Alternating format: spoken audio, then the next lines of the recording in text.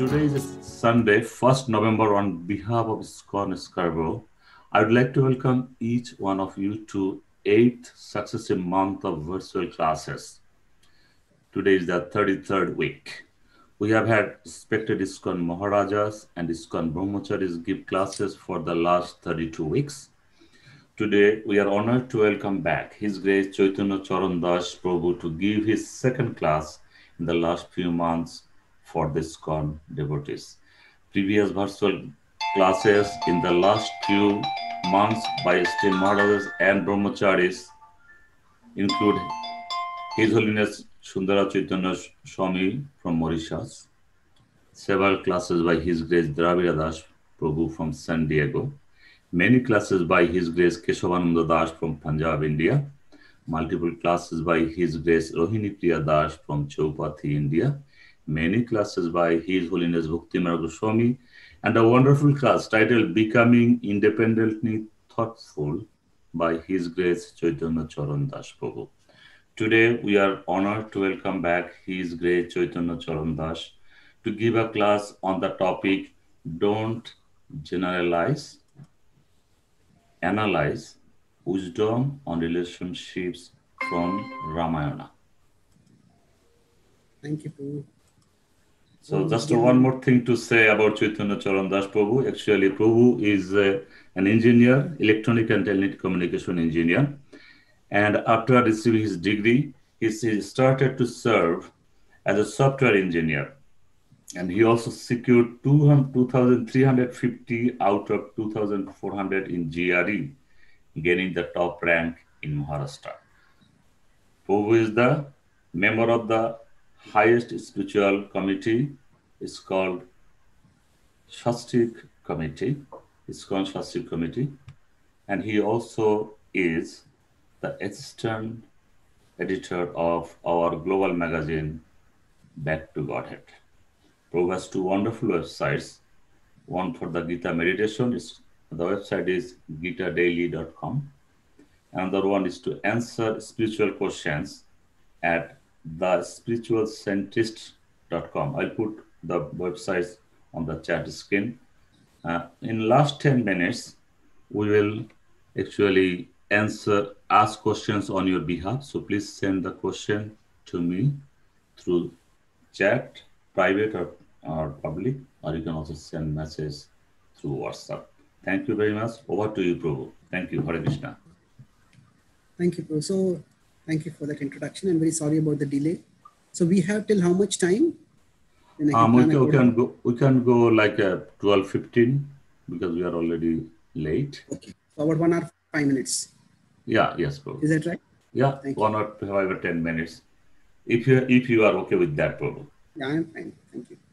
Om Jnanatimidandhasya Jnananjalishalakaya Chakshurunmilitam Yena Tasmai Shri Gurave Namaha Nama Om Vishnupadaya Krishna Krishnaya Bhutale Srimate Bhakti Vedanta Swami Iti Namane Namaste Saraswati Deve Gauravani Pracharine Nirvishesha Shunyavadi Paschatya Deshatarine Vancha Kalpatarubhyascha Kripa Sindhubhyaiva cha Patitanam Pavanebhyo Vaishnavebhyo Namo Namaha Jai Shri Krishna Chaitanya Prabhu Nityananda Shri Advaita Gadadhara Shrivasadi Gaura Bhakta Vrinda Hare Krishna Krishna Krishna Hare Hare Hare Rama Rama Rama Hare Hare.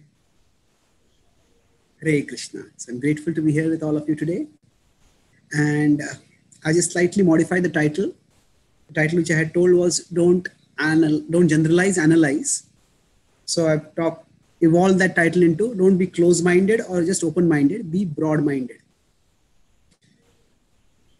So I'll take this in broadly 3 parts. So why we tend to generalize and how generalizing can make us close-minded, and then why we need to analyze individually and how that can make us open-minded, and then to function effectively, we don't just need to be open-minded, we need to be broad-minded. So I'll discuss these broadly 3 topics. So firstly, let's begin with a context from the Ramayana. How is this topic related to the Ramayana? No. The first demon that Ram had to fight was actually Tataka.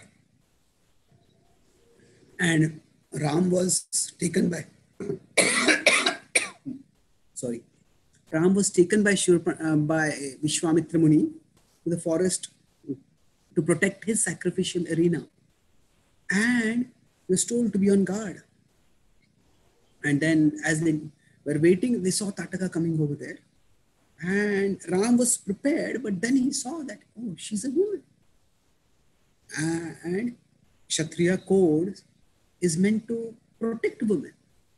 He said, women are among the 5 classes of people which deserve special protection. Women, children, elderly, the learned, and the animals, especially the cow. So he thought, how can I attack a woman? What to speak of killing her? So he started hesitating. And at that time, Vishwamitra told him, she's a demoness.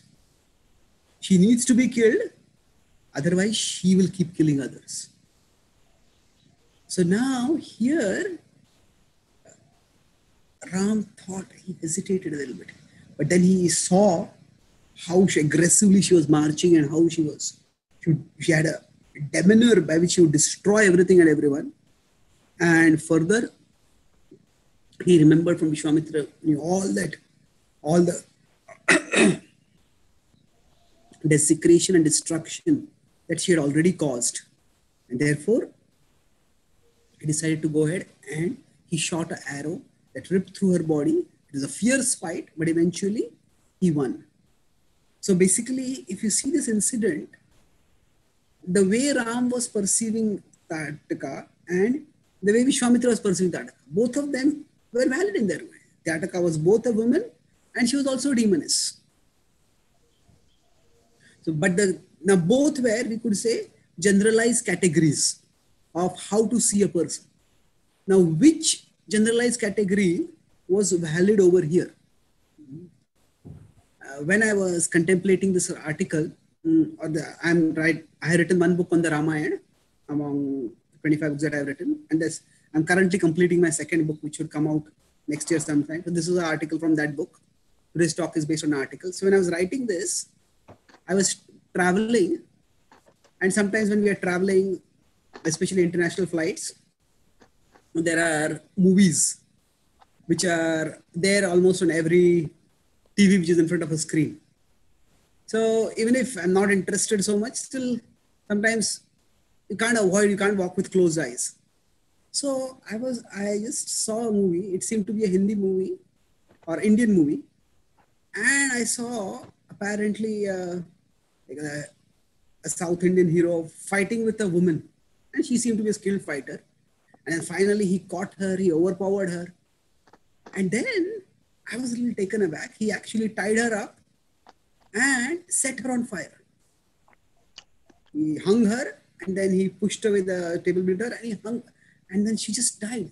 She was hung to death. The whole place was set on fire and she was also hung to death. So I was taken aback. I thought, is it like some kind of perverse movie where the hero is killing the heroine or something like that? Some anti-hero kind of movie. I didn't know. Then later on, I checked on Wikipedia and apparently I found that particular woman was a contract killer. And she had killed many people, including this person was a police officer's relatives and others. So when I watched that incident, I remembered this story. Now, of course, Tataka, at least she looked like a demoness. She had a brutal looking form with horns coming out of her head and teeth coming out of her mouth. But in the case of in some other cases, somebody might look attractive, but they might be brutal. So, for us to function in life, of course, we may not have to ever attack someone to kill, but the underlying principle that we all have to categorize people in a way that is effective so that we can interact with them, that is something which is universal. And placing someone in a wrong category can actually not only prove damaging, it can even be destructive.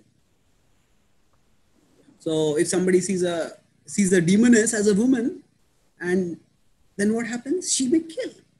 Like in Krishna Lila also, the Vrajavasis, Yashodamai and others saw Putana as a woman, as a nurse. And then that put Krishna in great danger. So basically, when we see people, we place them in some categories. So how to place them, how to see people positively, that is what we will be discussing. Positively in a sense that it is constructive. So now, why do we need to generalize basically? So Ram generalized that she's a woman. Vishwamitra generalized she's a demoness. But why do we need to generalize like this? One reason is simply for processing information. The world throws at us many sensory stimuli. We may see so many things with our eyes, we may hear so many things with our ears, and so many things may be happening around us. We can't process all that information without some categorization. Say, when a child is growing up, maybe a small infant is there and is growing up, a child hears a buzzing sound near his ears. And then something stings and bites him. And then slowly understands, hey, this is actually an insect, it bites. And the next time that child say, feels a buzzing sound, may start crying or waving his hand or doing something. So what happens is, okay, now we may not be able to identify each insect, but broadly we understand the category of insects. Okay, I have to keep away from these, or I have to keep them away from me. Or if a child is playing and it's still a small child, and suddenly somebody is playing with the ball and the ball comes and hits the child. Now, once the child gets hit, and the next time they understand, oh, okay, the balls are things that can hit. So I have to dodge them, or they may see some other boys catching them. Oh, maybe I can catch them also. So basically, when we place them in things in categories, then we can understand what to do with them. Otherwise, if we are not able to place things in categories, then every stimulus will be like a completely new stimulus, and we won't know what to do with it.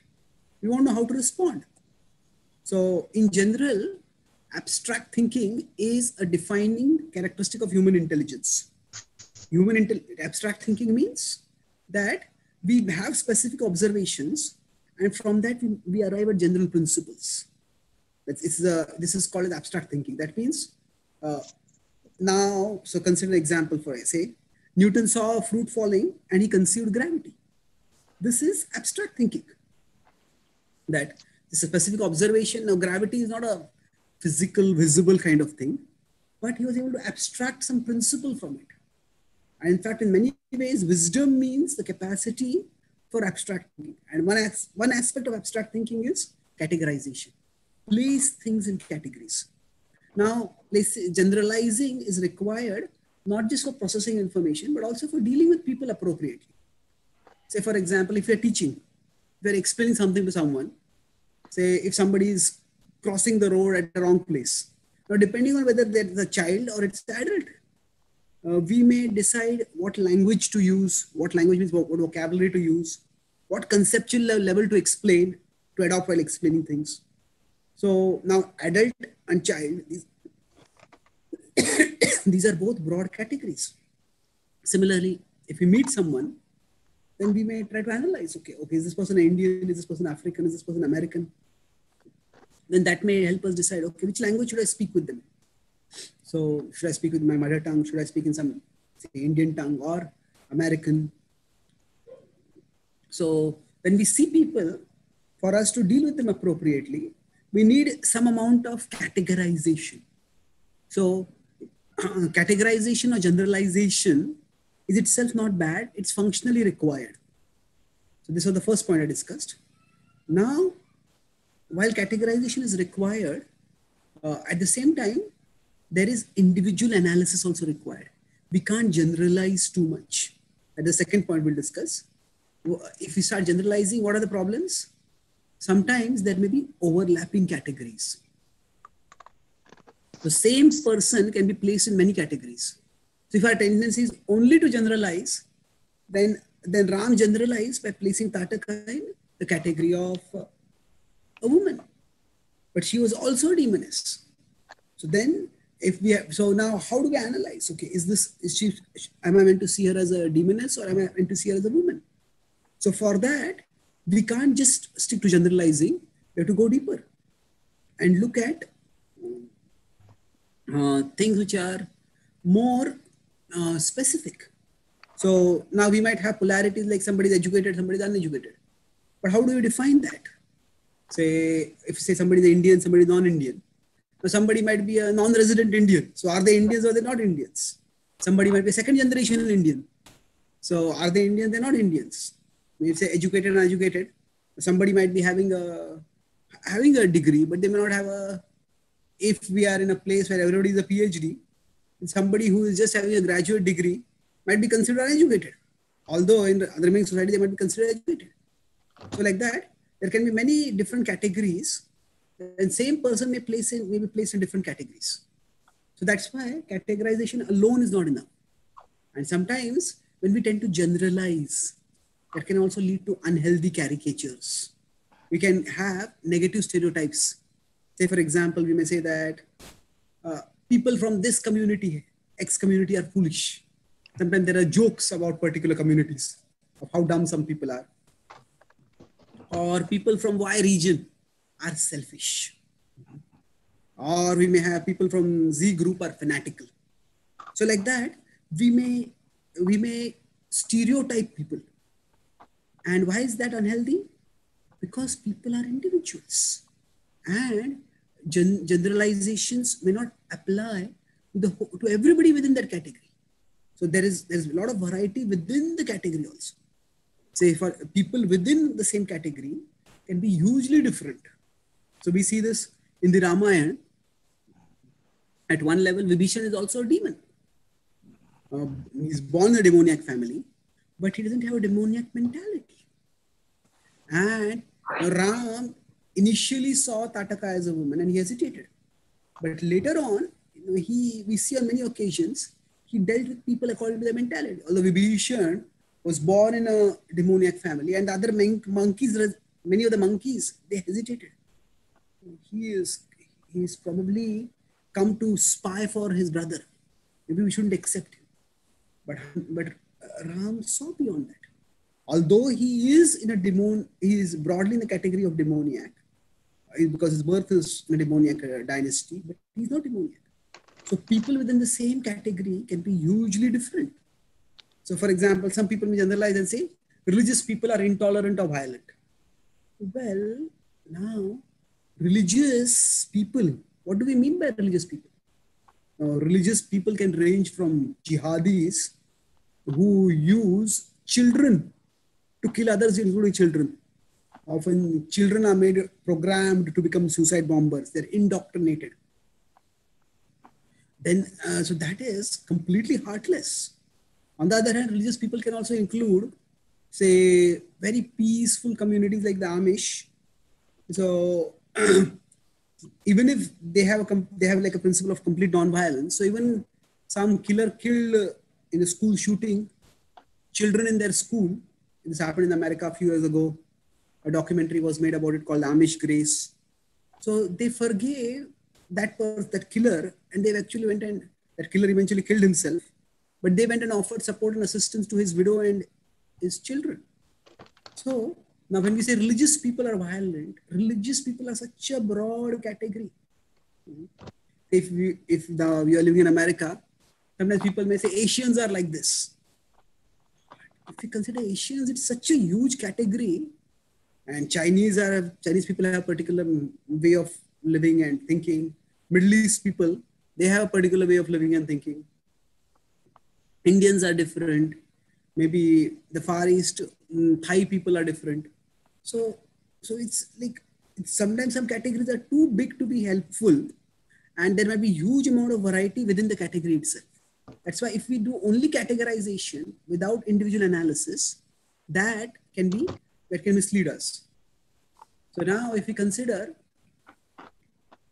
even if a particular person is doing something, in the Second World War, there were many ordinary soldiers who eventually became Nazi killers because that's how the situation turned out to be. But now, if we look at their psychology, there's a big, they had a range of attitudes. Some of them stood up and said, we are not going to do this. There was principled refusal. Some of them, they try to avoid situationally. I don't want to do this. I won't do this. Some of them, they reluctantly participated. This is what I have to do. I don't want to do it. Some of them, they thought this is the order from my superior, and in the military means I have to obey. So they obeyed it. And some of them got joy. Sadism means getting pleasure in hurting others. So they sadistically executed the orders, causing maximum pain to others. So even in a category that might seem as horrible as, say, the Nazi killers, those who were a part of the whole machinery that killed at least 6 million people, between 6 million to 12 million people. So even within that category, there are individuals. They're different. So that's why now everybody at one level is culpable, but everybody may not be equally culpable. So in some cases, the individuality, can we turn off the mic of the participant? Possible? Can you mute everyone? Yeah, I can mute everyone. Then you have to unmute yourself. Can you do that, Prabhu? Let me try that. I'll do that.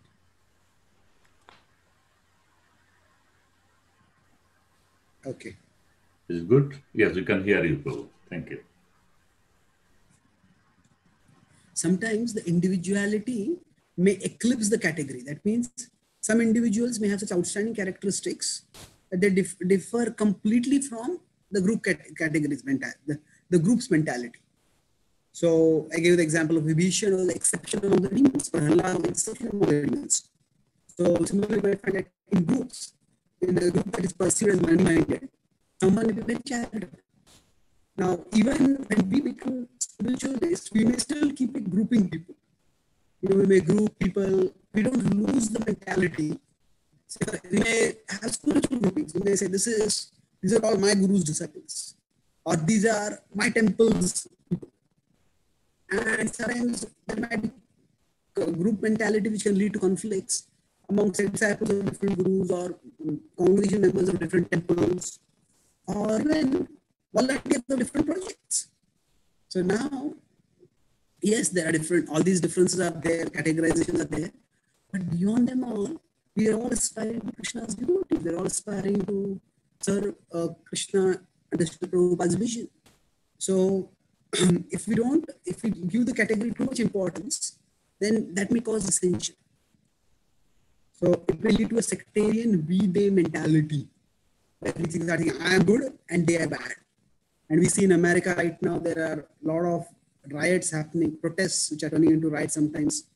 They are happening because of racism. Now, because of the perception, broadly shared perception that America is systematically racist. So this we-they mentality has come based on skin color. Now, in India, we may have casteism that is based on birth caste. And one of the biggest disasters of the last century was the Holocaust. Nazism was based on birth pedigree. Hitler believed that the Germans were the Aryans who were actually populated the whole world.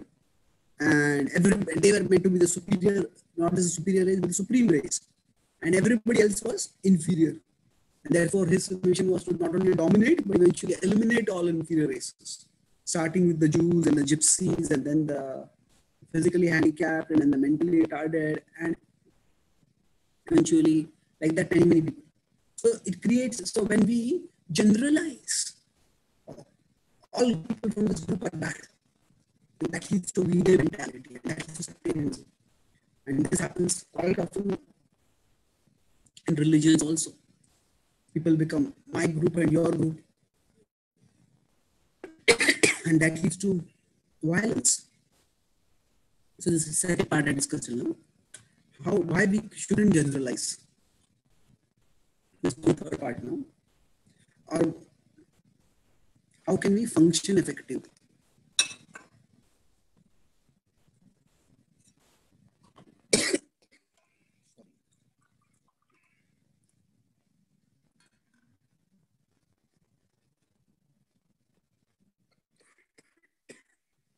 So we need to relate with people based on their actual individual characteristics, not their presumed group characteristics.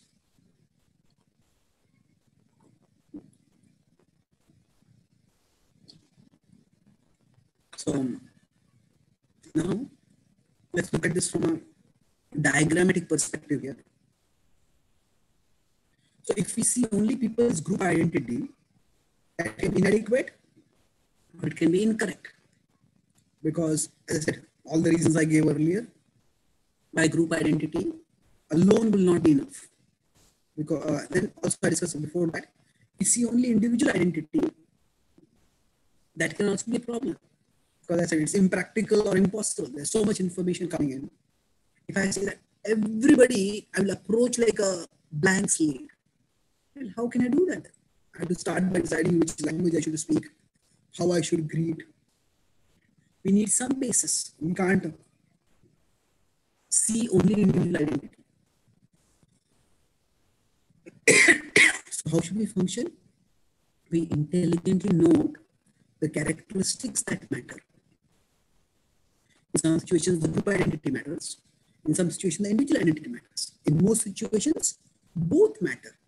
So the group identity might be a beginning point. And then we relate to people and then we understand them better. And then our interactions can become more focused. So when the Vanaras in the Ramayana came to Ayodhya after Ram won the war, the Ayodhya citizens were initially very puzzled. Why are the monkeys are meant to be in the jungle? Why are they in the kingdom? And why is Ram giving them so much special place and affection? And some of you may know the story of how Hanuman was once given a jewel necklace by Sita, and Hanuman just broke it apart. And they said, just he's a monkey, he doesn't understand the value of precious necklace. And then Hanuman said, for me nothing is valuable except the divine couple, Sita Ram. So I broke this jewel apart to see the Sita Ram inside. And then he understood he's not a monkey, he's actually a great devotee. So now, are they not monkeys? Well, they are monkeys. But that is not the characteristic that matters over there. The characteristic that matters is that they have great devotion. So if you want to interact properly with people, we need to note which characteristics actually matter in relating with them. So when Srila Prabhupada came to the West or was planning to come to the West to preach, many traditional Indians at that time, especially those who are from purer backgrounds, many of his god brothers, many of them felt that actually the Western people are so degraded, they will never learn bhakti. In fact, when Srila Prabhupada came back in 1970, bringing many of his disciples, I think 2 or 3 busloads of disciples, American, Australian, Canadian, British, French. It was a glorious movement for Vrindavan. For the Vrajvasis, Prabhupada had stayed for almost a decade in Vrindavan. And for the Vrajvasis, it was like their hometown hero returning victoriously. And there was a big celebration. The municipal commissioner and others, they organized a whole festival to felicitate Prabhupada. And there another Vaishnava over there, he said, actually Bhaktivedanta Swami was a business person and he knew how to deal in a business, he knew how to deal with various kinds of people. We have lived lives as pure sannyasis. We don't deal with the low class people. In a snide way, he was trying to minimize Prabhupada's contributions. Now, okay, you could say that Western people they have certain habits which we may consider degraded. But is that the relevant category to see? If we want to reach out to Shri Krishna's message, then if we are going to impose that preconception, they are all people who are morally or spiritually degraded, then how are we going to help them? Prabhupada did not see all that was wrong with them. Prabhupada saw what was right with them. He saw that they had a spiritual spark and he fanned that spark. So if you want to help others, it is important that we focus on the characteristics that matter when we are relating with anyone. They can be placed in so many different categories. Say if we are relating, if a teacher is relating with a student, if a parent is relating with a child, we could place this child in various categories. Oh, he's rebellious, irresponsible. Or we could place him as a teenager. Teenager means all those hormones are coming. It's a phase. It's not just that they're troubling me, but they're themselves troubled. So let me help them. How can I deal with them? So basically, that way, to properly interact with them, we need to place them in a category that matters. As I mentioned earlier, I have written many books. So I was at a writing seminar where a prominent writer was speaking, and somebody asked the writer, how do you get ideas to write? And the author said that, okay, our ideas are everywhere, but there are no ideas in my life. And the author said that if you have survived adolescence, you have enough to write for a whole lifetime. So what that means is that, especially in the modern and postmodern times, that is a very turbulent phase to go through. If you survived that, it's a very difficult phase to survive. So we can empathize rather than seeing that, oh, these are just troublesome people, these are rebellious people. In the past, children were so good and now they're so bad. So I have to place it in the constructive category. So this is an informed vision. Now, in general, this is an informed vision. We can have a spiritually informed vision. What is spiritually informed vision? First of all, we affirm everyone's spiritual individuality. Everyone is a soul and is a part of God. Every single person is a part of Krishna. So whatever be their situations right now, they are so dear to Krishna that Krishna is present in their hearts. And everyone is conditioned in their own way by the three modes. So Sattva, Rajas, Tamas, these are the three modes. And you can explain those modes in a simple way that some people make things happen, some people watch things happen, and some people wonder what happened. So the people who make things happen are the people in goodness. They think, they plan, and they function. Some people watch things happen. That means that they start doing one thing, but they're a little thoughtless, and then in doing one thing, 10 things start going wrong, and what's happening? They speak one thing and they have one slip of tongue and people get angry and what's happening? And some people are so lost in their own head, they wonder what happened. History might happen around them and still it will all be a mystery for them. So we are all conditioned by the modes. And we're all battling with the conditioning. Sattvam rajastamaiti gunaha prakriti sambhava. Nibadnanti mahabaho dehe dehi namo. Krishna says in the Bhagavad Gita 14:5 that every living being is bound. So then, while dealing with them, we respect their spiritual work and respond to their material work. That means everybody has innate spiritual work. So we respect that, no doubt about it. At the same time, how are they acting right now? Accordingly, we respond. So Ram saw that even Tataka was a soul. But at this place, at this time, she was acting as a demoness. So he had to respond accordingly to that. Eventually, after Ravan was killed, at that time, his last rites were to be performed. So Vibhishan said, he was a terrible demon. And he terrorized so many people and he caused so much pain to Sita and to you, O Ram. I don't feel that he's worth doing the last rites. I won't do those last rites for him. And then Ram said that the soul should always be respected. He did terrible things and he's been punished for that. Now we should help his soul go on the onward journey. So then Vibhishan agreed to perform the last rites. So now, before that, when Ravan was not ready to reform, to listen to good sense, then his material work was destructive and Ram had to counter that. So Ram responded to the material work by neutralizing him, but still he respected Ravan's spiritual work and he eventually had the last rites performed for him. So now when we see spiritual identity means, we understand that everybody is equal. whether a person is a male or female, whether a person is African or Indian or American or Russian, whether a person is educated or uneducated, they're all equal. This understanding, if this can be spread further, and deeper, it can actually uproot sectarianism. In the Bhagavad Gita, in the 18th chapter, Krishna says that, and text 20, that Sarva Bhuteshu Yenaikam Bhavam Avyam Ikshate Avibhaktam Vibhakteshu Tadjnanam Vidhi Satvikam. That, yes, everybody is separate. Vibhakteshu, everybody is separate, everybody is individual. But beyond that, or beneath that, everybody is a spiritual being. So that is essential to pursue also. So this is how spiritual identity can help us to pursue things. Then if we consider individual conditioning.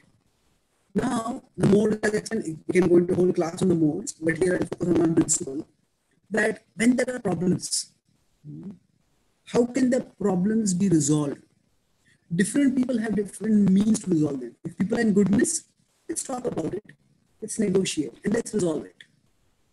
When people are in passion, it's domination. It's my way or the highway. Just I would accept what I'm saying. Like some people say, feel free to speak your mind as long as you agree with it. No, that's pseudo freedom. That's not freedom at all. But some people are like that. So that's in the mode of passion. And then there is the mode of ignorance, where there is not only you have to accept my way. If you don't accept my way, I will destroy you. There are some religions which, or at least some groups within some religions, which say that ours is the only way. If you are not following our way, you're going to go to hell. And there are some extremists within that. They say, not only are you going to go to hell, we will help you get there faster. So people in ignorance, their mode of interaction is, with a conflict, destroy. And if you can't destroy the other person, then destroy yourself. No, commit suicide. And then let the other person feel guilty and be blamed for that. So this is individual conditioning. This is how different people are conditioned according to laws. So now why are we trying to understand this? Now I'm introducing a philosophical categorization. Rather than saying people from this region or this religion or this group are like this, we understand that everybody, whichever religion they might be, whichever region they might be, whichever race they might be, they all fall on the spectrum of goodness, passion, and ignorance. And in every group, wherever we may go, some people will be in goodness, some in passion, some in ignorance. And they all need to be dealt with. They will all want to deal with things differently. Now, if you consider it from say, if somebody is believing something, somebody is following some ideology, somebody is following some faith tradition, then there are people who are in goodness, they are the moderates. And I said they are the people who will seek to discuss and resolve things. Then there are extremists who will want to dominate. Now, not all extremists are equally extreme. There are some extremists who are more intellectually extreme, and they will not tolerate other views. They just try to dominate and try to prove that they are right. Some people like to think, and some people like to think that they are right. That means they like to think only as long as they are right, and that's all that they think about. So this is the extremists. But there are violent fanatics who go beyond intellectual aggressiveness to physical aggressiveness also. So now this is not just with respect to religion. Even with respect to, say, Marxism, if you consider the leftist ideology that was there in Soviet Russia, we all have heard about, say, how Nazism killed so many people, or there is a propaganda that religion causes so much violence. But actually, the leftist ideology in Soviet Russia and China, it led to the death of 100 million people. 100 million people is more than the death toll of First World War, Second World War all combined together. And so now Karl Marx openly rejected the idea of God. He had the notion that religion is the opium of the masses. But it was his fanatical adherence to Marxism by Lenin and Stalin that led to so much deaths. So you can be extremist even with respect to an atheistic ideology like Marxism. So it's not so much, generally we talk about religious extremism, but people can be extremists about many things, and they can become fanatical also. So now, what are we discussing right now? How we can function effectively with people. So we want to categorize, but we don't want. We discuss some normal categorization that we might do, and we discuss a philosophical categorization, and now we'll discuss about how we need to blur categories. Blur means not see categories as all important.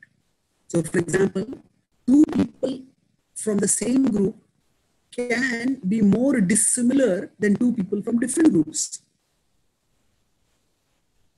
Now, I often go to interfaith programs, and I met thoughtful Christians, thoughtful Muslims, thoughtful Jews, and one of my Muslim friends, he told me that it's easier for me to talk with you than to talk with an extremist Muslim. So what happens is, within the same religion, a moderate religionist and a fanatical religionist may find it very difficult to deal with each other, because although they belong to the same group religion, but their way of thinking is different, their modes are different. Sometimes there might be atheist. That person might be thoughtful atheist. They may have had bad experiences with religion, and that's why they're atheist. But a moderate religionist and a moderate atheist can have thoughtful discussions.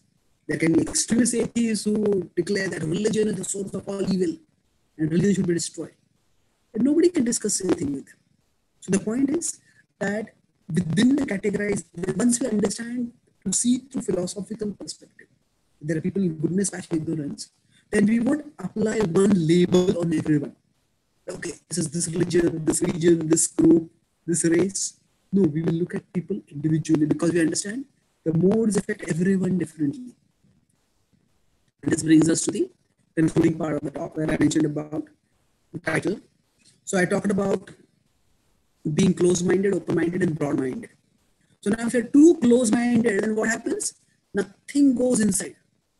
So if somebody narrow-minded and they believe that if people of this group are very miserly, even if they see somebody from that group in charity, you see, this is just for PR.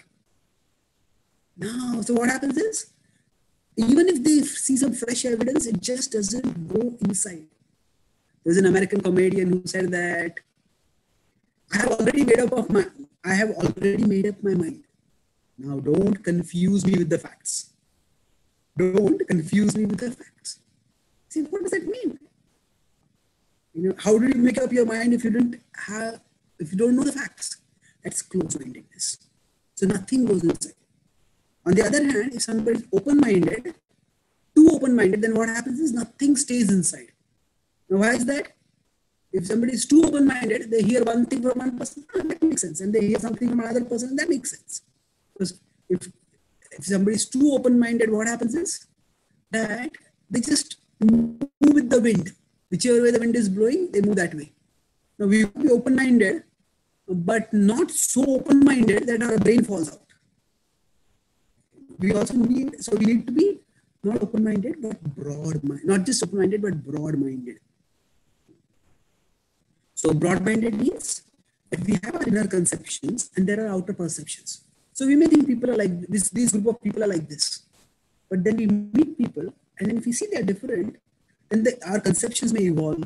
Say sometimes our perceptions may change our conceptions.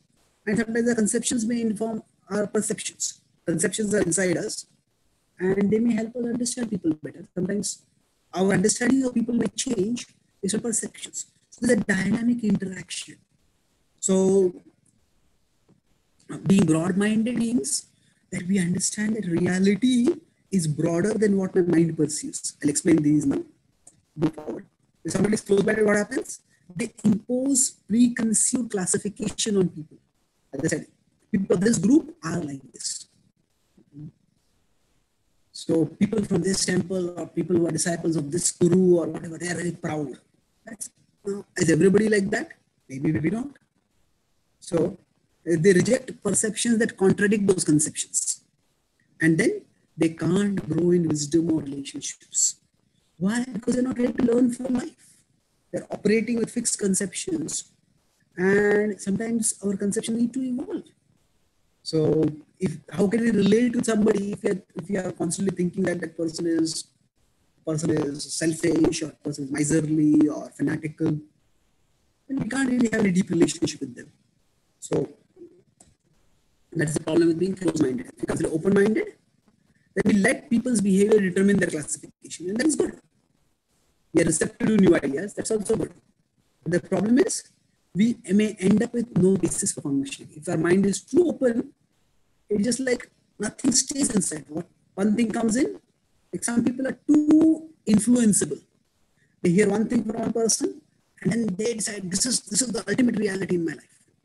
Even in the devotee community, we may hear different classes from different devotees, and sometimes we may get swept away. Some devotees may say that chanting is the most important thing. Somebody else may say Buddhist teaching is the most important thing. Somebody else may say that studying the Srimad Bhagavatam, that's the most important. Prabhupada gave his life for that. Somebody else may say that actually deity worship helps us to become a more personal relationship with Krishna. Somebody else may say actually Vaishnava Seva, that's the most important thing. So now what is most important? In spiritual life, there are many most important. But if we are too open-minded, then we get everything that we hear, we get swept away by that. So we need to have some basis for functioning. So now definitely being open-minded is better than, much better than being close-minded. But there is a higher level, and that is being broad-minded. Krishna uses the word Mahatma. Krishna has already said that how the Atma is so small, that Aprameya, it is so small as to be immeasurable. To give an indication of its measure, the Upanishads say, Keshara Chitabhavasya Chitadhakavipasya. Just 1/10,000 the tip of a hair. So, although the Atma is so small, Krishna says there are some souls who are Mahatmas. Why are they Mahatmas? Because the Atma in size is small, but in terms of consciousness, the consciousness is expanded. They understand that reality is complex. Krishna is infinite. And their consciousness expands to take in as much of reality as is possible. So a broad-minded person accepts different ways while staying committed to one's own way. And okay, this person thinks like this, so chanting is important. Yes, it's important. Studying Bhagavatam is important. Yes, that's important. Distributing books is important. That's also important. But let me see, what is it that inspires me the most? What is the way that I feel most connected with Krishna? What is it that my spiritual guides want me to do? Let me focus on that. So we can accept different ways while staying committed to our own way. And then when we hear new things, when we learn new things, inner conceptions don't just change. Change in the sense that they don't get replaced, but they evolve. Our understanding broadens based on fresh outer perceptions. And then we appreciate that reality can be broader than our mind's conceptions. That is being broad-minded. So to conclude, don't be so open-minded that nothing stays inside. Don't be so close-minded that nothing goes inside. And what should we do? We can start with some standard categorization. However, soon we need to be ready for recategorization. Yes, we can't. None of us can say I am like a clean slate. I have no preconceptions. All of us have preconceptions. But we don't have to let those preconceptions rule our life, rule our relationships. Yes, we are ready to recategorize. And that way, we can function effectively. And in the Bhagavad Gita, this is what Krishna told Arjuna to do. He told Arjuna, don't see those on the opposite as your people, Swajana. See them as Atataina, they're aggressors. Not just as they attack you, they are actually they are antisocial elements who will destroy all of society in the future. So they will spread adharma in society. So when you recategorize that, you're not fighting to kill your relatives. You're fighting not even to take revenge. You're fighting to establish dharma. And that vision enabled Arjuna to function purposefully.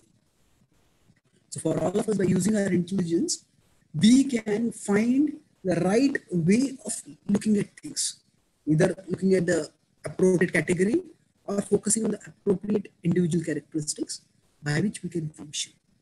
And the most important thing we need for this is a service attitude.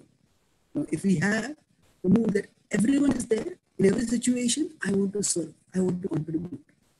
then Krishna will guide us from the Badami Buddhi Yogam Tam Yenamam Udayanti. I will give you the intelligence by which you can choose wisely and company. So I'll stop. I'll quickly summarize and then we can have some discussion, question answer. So I spoke today on the topic of don't just generalize, analyze. So I talked about 3 parts. Why we need to generalize? Because there's too much information coming in, and for functioning with people, we need to have some starting point. Okay, which language to speak, what level to speak at. So generalization is functionally required. But why generalization can be wrong? Because sometimes we may place a person in the wrong category. Like Ram, he placed Tataka in the category of woman, but he needed to place her in the category of demoness. The same person may fall in different categories. And then it may also happen that the category may itself be very broad, and the category may not give us some useful marker for this, for functioning. Like we say all religious people are violent, or all Asian people are like this. So then sometimes even if we assume that a particular group has a particular characteristic, that might lead to negative stereotypes, caricatures, and that can lead to racism or Nazism or things like that. And sometimes even with, I discussed, even within Nazi killers, there can be individual characteristics can be very different from the group characteristics. So that's why generalization alone is not enough. We have to look at individual characteristics also. And then while functioning effectively, we discuss the 2 extremes, looking only at individual identity or looking only at group identity. But instead of that, we focus on the characteristics that matter by dealing with people. And for that, rather than having racial, religious, regional categorization, we discussed having a philosophical categorization. That is goodness, passion, ignorance. And different people based on their modes will function differently. Those in goodness will resolve conflicts through discussion. Those in passion need to resolve through, will want to dominate, and those in ignorance will want to destroy. So even within a religious group, there'll be moderates and extremists, and moderates across from 2 different traditions might be able to get along better than extremists and moderates from the same tradition. And then we talked about how if you are close-minded, nothing will go in. If you're too open-minded, then nothing will stay in, and we will not be able to, we will just blow whichever way the wind is going. But if we are broad-minded, then we'll understand that reality is broader than our conceptions, and the outer perceptions and the inner conceptions, there'll be like a dynamic dialogue by which they will evolve, and we'll grow in wisdom, and we'll grow in our relationships that way. So thank you very much. Hare Krishna. Are there any? Hare Krishna. Hare Krishna. Thank you for what a wonderful class today. And I got some questions actually, and very good comments about your class. And one question I have is, a bona fide guru, do they need to be broad-minded, since what they say, think, how they act can have a significant influence on others' lives? You can also see Prabhu that's on the chat, the large chat you can see. Thank you. Do the gurus need to be broad-minded so that they can have have a significant influence on others' lives? I agree. So now there are 2-3 things over here. First is that for those who are very great souls, we need to be a little careful before we can impose our preconceptions of what is broad-minded and what is narrow-minded. We have, for example, among the Vaishnavas, Bhaktivinoda Thakur says that in a famous quote in the Chaitanya Charan, I think he says that if we go to a place of some other religion and we don't understand what is going on over there, but we see the divine manifested there, he says we should be very respectful over there, and we should stand there and appreciate how our worshipable Lord has manifested here in a way different from how we understand. And by that, we can appreciate the compassion of the Lord, and then feel more devoted to the Lord in the manifestation we are familiar with. So this is extreme broad-mindedness. So for example, if we see Muslims doing their namaz prayers periodically and regularly, wherever they might be, then that can make us more diligent. Let me do my japa well, let me do my Gayatri properly. So we can see positively. Now we also have in the Vaishnava tradition, Raghunath Das Goswami was also a great Vaishnava. He would barely eat something like a little bit of curd or milk once in 3 days. And one time he was brought some curd in a leaf, and he looked at the leaf and he said, hey, this has come from Sakisthali. Sakisthali is the place where Chandravali lives. And in the spiritual world, there is a transcendental competition between Chandravali and Radharani. Both of them serve Krishna, but in different moods. And Raghunath Das Goswami said he is a devotee of Radharani. So he said, I cannot take anything from Chandravali's group. So this leaf, I can't take anything based on this leaf. See, what is this? Chandravali is also devoted to Krishna. So, and she's also a pure devotee. Why can't you take anything that is offered there? So that might seem like narrow-mindedness. So what happens is that was the rasa in which he was serving, and Krishna was pleased by that. So in general, with respect to great souls, if sometimes we see them behaving in ways that are that seem narrow-minded to us, it's best not to judge them. Maybe this is the way Krishna is inspiring them. Maybe they are seeing things in a different way. I don't have that level of consciousness. So having said that, so we don't judge and call them as narrow-minded. We may sometimes, as we study the philosophy, we may understand that actually that's not narrow-mindedness, because ultimately a devotee's purpose is to please Krishna. And if we please Krishna, everybody is pleased by that. And sometimes Krishna is pleased by a particular mood exhibited by a devotee. So that way we avoid judging them. At the same time, we also need to recognize that I'm not comfortable with this particular way of presenting or way of analyzing. Then we may not hear so much from that particular teacher, and we may not specifically encourage others to hear from them. We don't have to go on a campaign to minimize them. But if somebody says, oh, this was very fanatical, you can say that this sounded very fanatical to me. And you can say, actually, we are a broad movement, and there is space for different kinds of people. So you can hear some other teachers whom you may find more broad-minded. Now, I didn't have time to go over here into conservatives and liberals. Now it's not that liberals are more broad-minded and conservatives are more narrow-minded. It's not like that. It's not that simple. How it is that in general, there is any system that works. When any system that is working, for some people that system doesn't work. So whatever it may be. So the liberals are concerned about people. Okay, the system is not working for people. So we need to modify the system. And the conservatives, so the system means it could be rules, it could be protocols, whatever. We need to modify them. So they're liberal about systems and protocols so that people can be benefited. People who are not being benefited can be benefited. But the conservatives are more concerned about conserving the existing systems, because this is benefiting so many people. You are pointing out to those who are not being benefited by this, but these are people being benefited by it. So do we want to benefit these people? Do we want to jeopardize what is good happening for these people? So now what is required?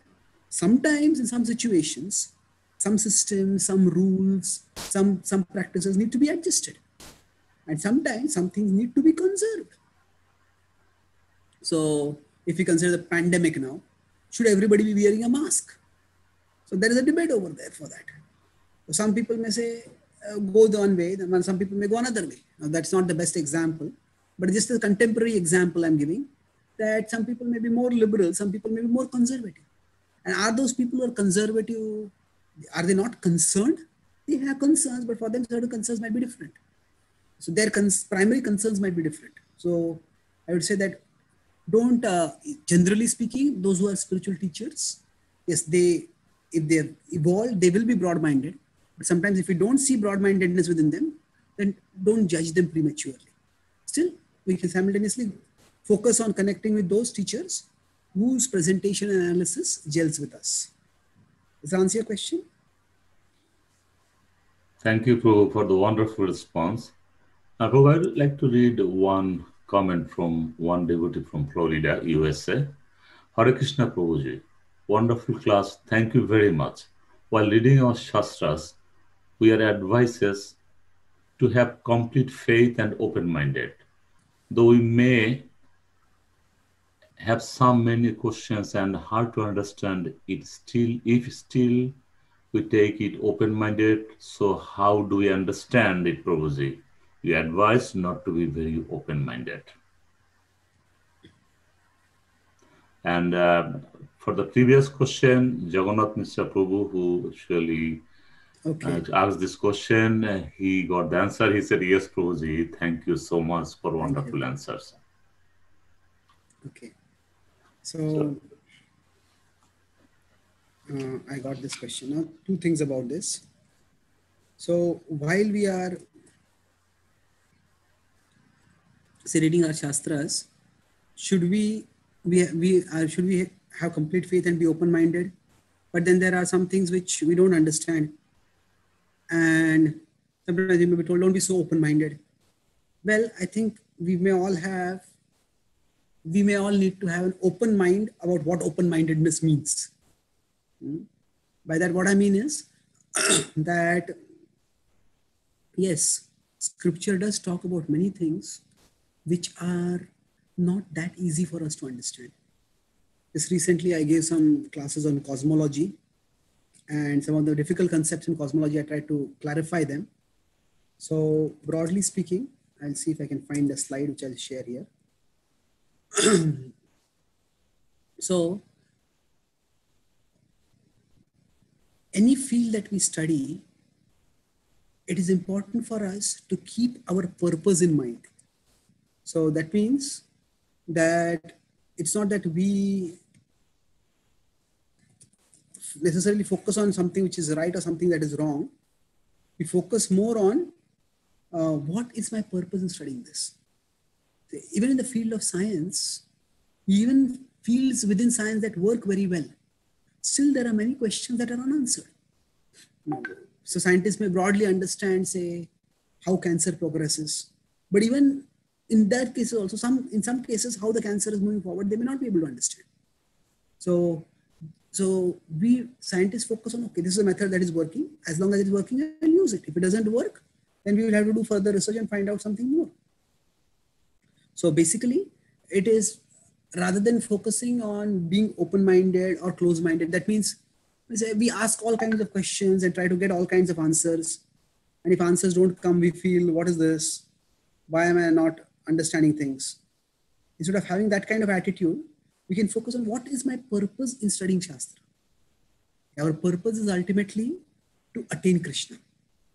We want to, Shukdev Goswami didn't speak the Bhagavatam to, for example, Parikshit Maharaj, to give him an elaborate lesson in cosmology. Parikshit Maharaj was not interested in getting, say, a PhD in cosmology or a PhD in geography or a PhD in history or chronology. No, his interest was in remembering Krishna. But that doesn't mean the historical, geographical, cosmological information is not valid. The point is that that's not the primary purpose of studying scripture. So if certain sections are difficult for us, we can focus on the principles in that. And, okay. So I'm sharing my screen now. Let me know if you can see this diagram here. Can you see this now? It's coming up, Prabhu. Okay. So if you consider scriptural wisdom, now here I'm using science as a generic category, but if you consider scriptural wisdom to be like a big circle, within that, there may be, oh, it's gone, isn't it? Yeah, it was there. Okay, I think I tried to make it full screen. It went off. Let's wait for a minute. Thank you. So basically, if you consider scriptural wisdom to be like a big circle, within that, there we can place, say, there are 3 sectors. Can you see this now? Yes, Prabhu, we can see now. So there is one sector which agrees with science, which agrees with logic, agrees with our current conceptions. Oh, this makes sense to me. There could be, now science is a general, I could say, our general understanding, general logic, common sense, whatever. Our present is understanding. Some things agree with it, some things may disagree with it, some things may contradict. But a major part of scripture is that which transcends science.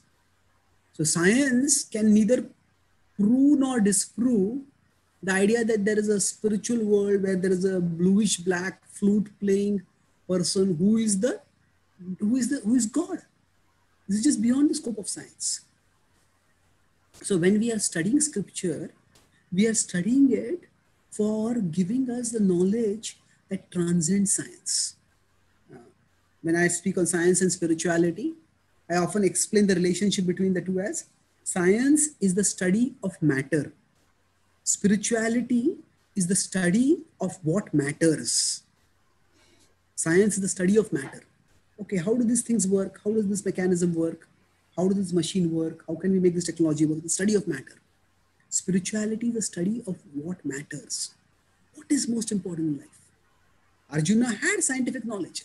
He had the knowledge of Gandiva and how to operate it, how to get celestial weapons and how to discharge those weapons. He had all that knowledge. When he came to the Bhagavad Gita, he did not come there to learn archery. When he was hearing the Bhagavad Gita, it was, hey, what matters for me? Is it protecting my relatives matters? Is it respecting my elders that matters? Is it regaining the kingdom that matters?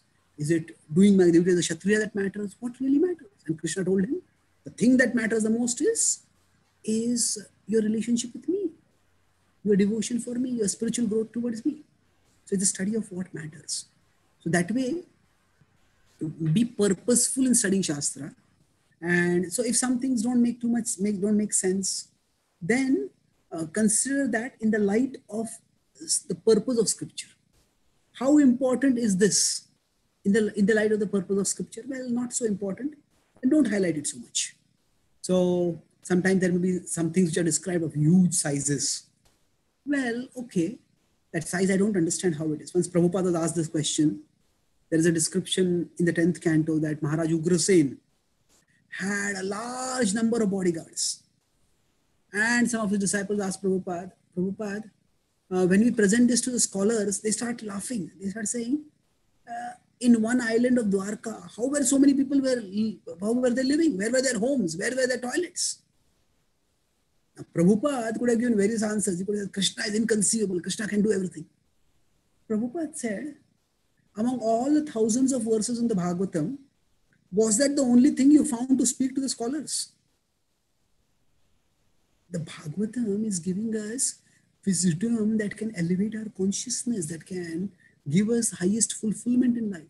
So focus on that. The specific details don't matter. So generally, if you are purposeful, then many of the questions we'll realize these are not very important. And we won't get bogged down by them. But if sometimes some questions are really important for us, then find out somebody who can answer those questions. So there are different devotees who have different attitudes. Some devotees are more from an analytical background and they appreciate questions and they answer questions. Some devotees may not be from an analytical background. They say, just have faith. Now, they may be able to have faith like that, but we may find it difficult to have faith like that. So what we can do is find out like-minded devotee association and use that and get the answers to the questions that trouble us from that association. Does it answer your question?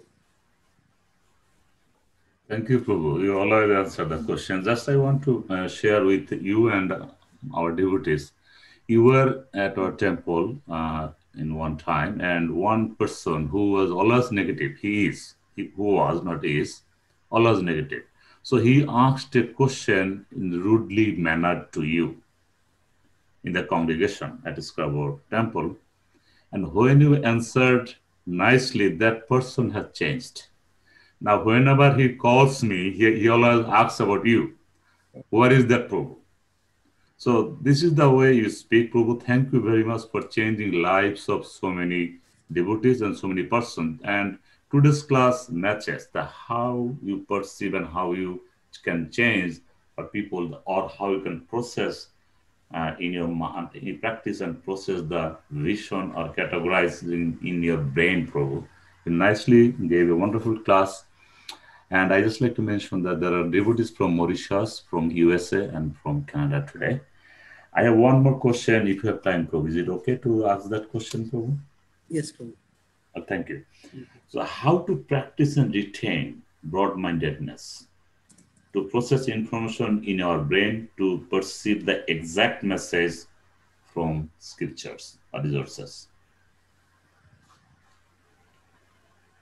Okay, so how to practice broad-mindedness and retain it? Well, I found one way is to humility sometimes can seem like a very lofty virtue, but one way I found relatively easy way to develop humility is to humility means to acknowledge the complexity of reality. The complexity of reality. No, people are complex, things are complex. Often there is initially when we study things, there is a tendency to see things in terms of black and white. And that is useful. If you are teaching children colors, you need to tell them this is black and this is white. But then often reality is not so much black and white, there are shades of gray. So sometimes what happens is we learn things black and white, and then that is the way we see everything. This is right and this is wrong. Well, yes and no. So we all may have certain things in our life that we consider very important. And that becomes the basis for us for categorizing as black and white. Or some people might say that, oh, these people are meat eaters, horrible. Well, okay. Yeah, meat eating involves violence to animals. But maybe those people might be meat eaters, but they might otherwise be kind and courteous and polite and gentle. And we might be abstaining from meat, but we might be rude and offensive and arrogant. So yes, meat eating is something which is definitely undesirable. But can that be the sole basis of categorizing things into black and white? No. There are many categories. So there are many parameters to be considered. So one reason sometimes people who follow a religious path or people who follow a particular ideology, particular philosophy, they tend to become narrow-minded is because they may reduce people to philosophical categories. This person is an impersonalist. This person is a worshipper of that particular Baba or whatever. And then such categorization can lead to impersonal behavior. Why? Because actually people are complex. People are multifaceted beings. Yes, somebody might be worshipping a particular Baba or particular teacher, but along with that, they may have many good qualities. So people are conscious beings. They are multifaceted. And some philosophical categorization might be helpful, but when we impose philosophical categorization on others, that's when we become narrow-minded. So as I said, humility means to acknowledge the complexity of reality. That I may have some philosophical categorization, which can be one tool, but that needn't be the only tool by which I see all of reality. So I met His Holiness Giriraj Maharaj recently, or I keep meeting him regularly. He's very kind to me. So he was telling me that how he had read about how Prabhupada was very strong against Mayavadis. But then Prabhupada once met Dr. Mishra, at whose studio Prabhupada had lived in New York in the early days. And Prabhupada was so warm and welcoming, and they chatted so nicely. And then Giriraj Maharaj was observing Prabhupada, and then he asked, and before he asked, Prabhupada just mentioned, I think, I don't remember the exact narrative, but somehow the topic came that he was a Mayavadi. He's an impersonalist. And Prabhupada said, just philosophically, we are opposite to each other, but culturally, we are friends. So he said that was like a revelation for me. Sometimes philosophy becomes so important that basic culture, basic human decency, it all gets overlooked. So philosophical categorization is one tool, but not the sole tool. So if we have that attitude, then what will happen is we will not impose our conceptions on people. So humility in terms of acknowledging the complexity of reality keeps us in a learning mood. Keeps us in a learning mood. You know, I grew up in India. I mean, even as I grew up in a Brahmin family before I was introduced to Bhakti. And then I grew up in a Brahmachari ashram, which was quite strict.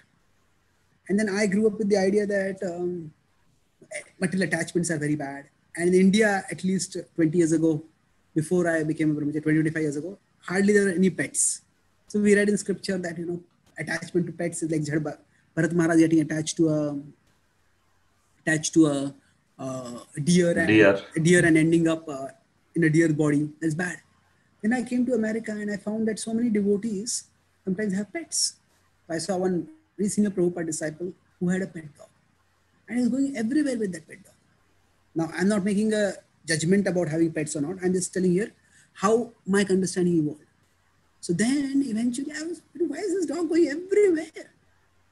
And later on, that devotee told me, he noticed that I was looking at the dog repeatedly. And although I was trying to be courteous, but probably he sensed something that I was uncomfortable. So he says, actually, this dog has saved my life. So he said, this is a therapy dog. Now, I have epilepsy and these dogs are trained to sense. So sometimes if I am about to faint, the dog senses and the dog comes and cushions my fall. And then the dog has a particular badge. When that dog starts barking loudly, then people understand that, okay, this is a person who has got a particular health problem. Let's call 911 or whatever for help. So now I had no idea that dogs could play a role like this. So I was simply thinking, oh, he's so attached to the dog is going everywhere with him. But the reality could be much more different. So now I'm not making a comment here about whether to have pets or not. I'm just saying that reality can be much more complex than what we think it is. So we might just think somebody has a dog means they're attached, but we don't necessarily know that. So if we have that attitude of learning rather than imposing, okay, what is going on here? Let me try to understand this. Rather than, okay, this is happening like this, that means it's bad. Then I think we all can move toward, from wherever we are, toward becoming more broad-minded. Does it answer your question? Yes, Prabhu, wonderfully done. Thank you, Prabhu, for your wonderful class. And your class is always gems, and we wait for that. And I got so many appreciations for your class, Prabhu. I don't have time to read all of them, but this on the chat, and you can actually, there are so many. Thank you, Prabhu, for your wonderful time. And it's a great pleasure and blessings to have you today. And thanks again. It's late in India, and still you're awake to give the class for us. Thank you. Thanks, everyone. Thank you very much for the opportunity, Prabhu. For me, Scarborough has a very special place in my heart. I have been there many times, and I see that's a dynamic, growing community of very thoughtful and diligent devotees. I'm happy to have the opportunity to serve.